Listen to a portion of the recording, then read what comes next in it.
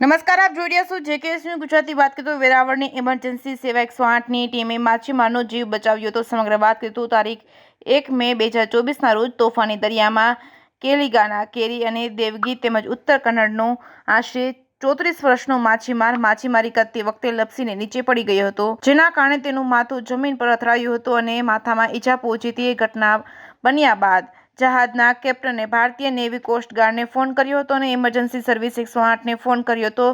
કોલરનો call મળતા જ વેરાવળ 108ની ટીમના ઈએમટી ગોવિંદા ભગત તેમજ પાયલોટ ભરતભાઈ નાધેરા તેમજ 108 એમ્બ્યુલન્સ સાથે તરત જ ભારતીય નેવી કોસ્ટ ગાર્ડ ઓફિસ ખાતે દોડી ગયા હતા. સ્થળ પર પહોંચ્યા હતા અને ત્યાં જાણવા મળ્યું હતું કે દર્દી હજુ પણ દરિયામાં છે.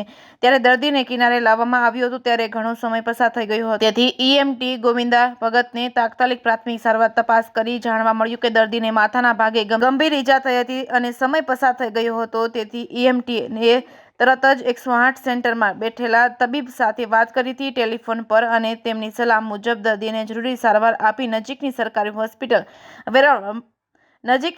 હોસ્પિટલ વેરાવળમાં ખસેડવામાં આવ્યા હતા.